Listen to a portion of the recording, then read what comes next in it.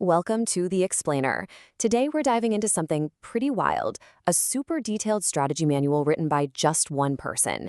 This individual believes they're fighting a solo information war against a powerful hidden global network, and they've documented their entire playbook. Okay, so let's jump right in. It all starts with the author's core philosophy, a concept they call the cubic effect. So here's the big idea. You don't actually have to convince the whole world.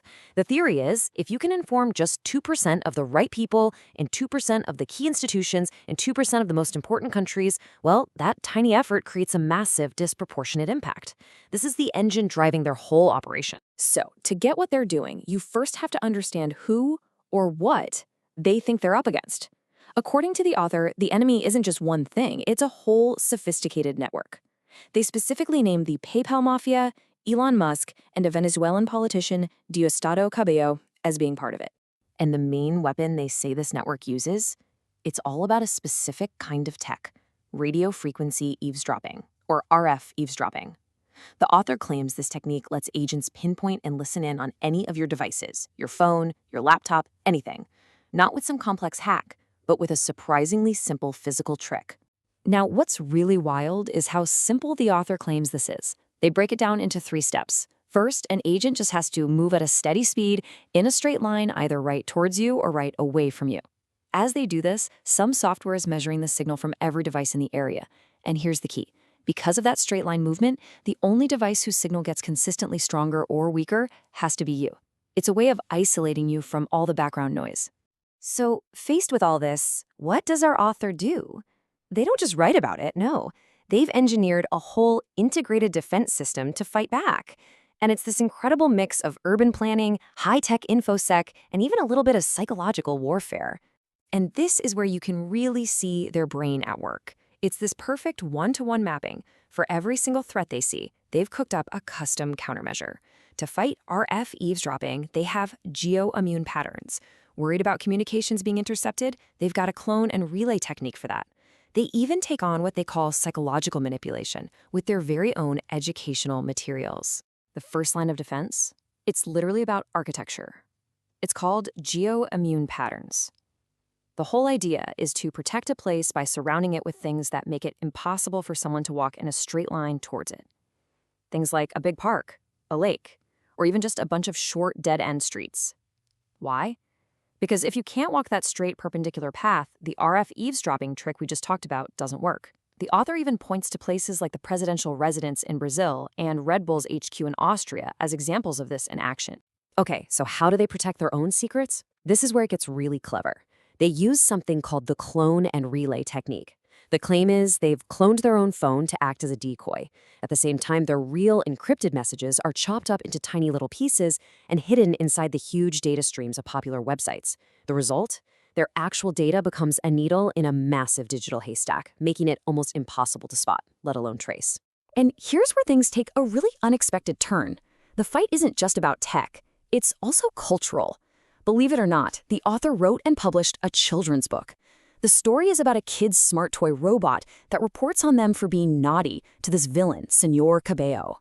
It's a really creative way of trying to fight what they see as psychological manipulation, using a simple story to teach kids about surveillance. Right, so they've got their personal defenses locked down. But that's not the end of it, not even close. They take all these ideas and blow them up to a global scale, creating a whole geopolitical playbook to take the campaign international. And this leads to a really interesting question they ask. How do you actually, score a country's ability to fight back against a threat like this? They don't want to just guess. They want a data-driven way to figure out which countries could act as a vaccine for the whole system. And of course, they have an answer. It's a formula they call the vaccine potential score. You take a country's yearly military spend and you divide it by how close it is to what they see as the main adversary, China. The thinking here is pretty sharp. Military power is one thing, but being close is a huge advantage. It cuts down on logistics, makes your threat more credible, and basically makes you a much more powerful vaccine. So when they run the numbers, what do we get? Well, the US comes out on top, and it's not even a competition. But, and this is a huge but, the author believes the official channels in the US are compromised. So, even with that high score, they pivot. They focus their energy on the next best countries on the list: Japan, Taiwan, and Australia. Okay, so you have to get this. all this international outreach, it's actually a backdoor strategy to get a message into the United States. The author believes there's some kind of gatekeeper algorithm blocking them from reaching U.S. officials directly. So their solution is to go around it. By telling lawmakers in allied countries, the hope is that the message will filter back to who they call the real authorities in the U.S. through secure, official diplomatic channels. And all of this, every single step, it's all building towards one thing: the end game. It's about triggering that cubic effect we talked about right at the beginning. It's not just about sharing information. It's about setting off a specific kind of chain reaction. So what is the end game? It's a campaign they call Checks and Balances, and it's inspired by Aristotle. First, they mail a bunch of lawmakers. Simple enough.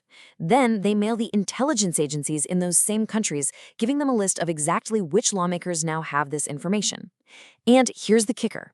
They then contact the lawmakers again to let them know that the intel agencies are now aware. It creates this web of accountability where it's impossible for anyone to pretend they didn't get the memo. And just so you know, this isn't some fantasy plan they've just dreamed up. They've actually done it. We're talking about almost 2,600 lawmakers across the US, Canada, Israel, Japan, Taiwan, Australia, the UK, and the entire EU who have supposedly been mailed this information. The scale of the execution is pretty staggering, which leaves us with this final, really mind-bending thought. We've just deconstructed an incredibly complex global information campaign that was designed and apparently deployed by one single person from their home.